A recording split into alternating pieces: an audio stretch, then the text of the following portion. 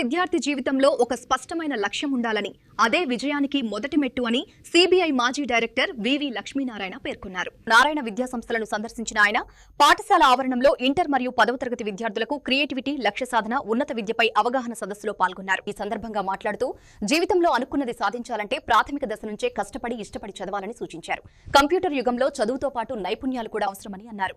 ప్రతి విద్యార్థిలో సృజనాత్మకత ఉంటేనే ఆయా రంగాల్లో రాణించగలరని తెలిపారు. ప్రణాళికాబద్ధంగా చదివి 10వ తరగతి ఇంటర్లో మంచి మార్కులు సాధించాలని, సొంత ప్రణాళికతో విద్యను అభ్యసించాలని సూచించారు. క్రమశిక్షణ, పట్టుదల ఉంటే ఉన్నత శిఖరాలను అధిరోహించవచ్చని చెప్పారు. పబ్లిక్ పరీక్షలకు ఐకాగ్రతతో సిద్ధమవ్వాలని పిలుపునిచ్చారు. విద్యార్థులు సెల్ ఫోన్లను దూరంగా ఉంచాలని, అవి చెడు అలవాట్లకు దారితీసే అవకాశం ఉందని హెచ్చరించారు.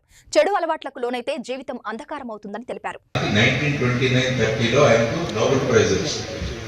సో భారతదేశం నుంచి మొట్టమొదటిసారిగా సైన్స్లో నోబెల్ ప్రైజ్ తెచ్చుకున్న సివి రామన్ గారి పుట్టినరోజున మనం నేషనల్ సైన్స్ డే అని జరుపుకుంటాం, నిన్న జరుపుకున్నాం.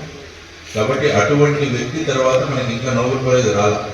సైన్స్ కూడా మనకి ఇంకా నోబెల్ ప్రైజ్ రాలేదు.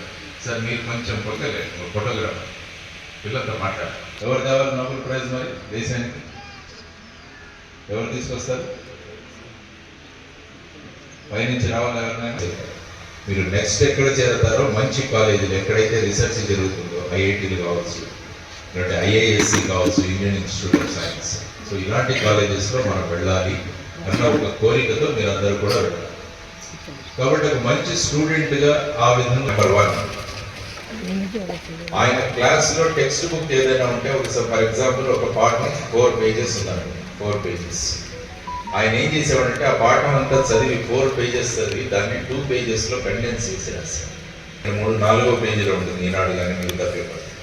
వాళ్ళు ఏం చేస్తారంటే ఇప్పుడు ఎవరెవరికి యుద్ధం జరుగుతుంది, ప్రపంచంలో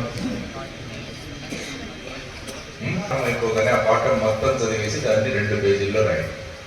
ఇది ఇంకెప్పటికీ మీరు మర్చిపోలేరు ఆ పాఠం గురించి. ఇది మీరు డెవలప్ చేయాల్సిన ఫస్ట్ క్వాలిటీ. రెండవది రాసు సెకండ్ క్వాలిటీ మీరు డెవలప్ చేసుకోవాల్సి. టీచర్లకు ఎందుకు గుర్తుంటాయి? ఇప్పుడు నేషనల్ సైన్స్ డే అనగానే మేడం చెప్పడం మొదలుపెట్టాం, స్కాటరింగ్ లైట్ ఈవెంట్. టీచర్లకు ఎందుకు గుర్తుంటాయంటే వాళ్ళు మీకు చెప్తారు, నేర్చుకున్న పాఠాన్ని వాళ్ళ ఫ్రెండ్స్కి చెప్తారు. దానివల్ల అది ఎప్పటికీ పర్మనెంట్గా ఆయన గుర్తుండిపోయింది. ఇది రెండవది. మూడవ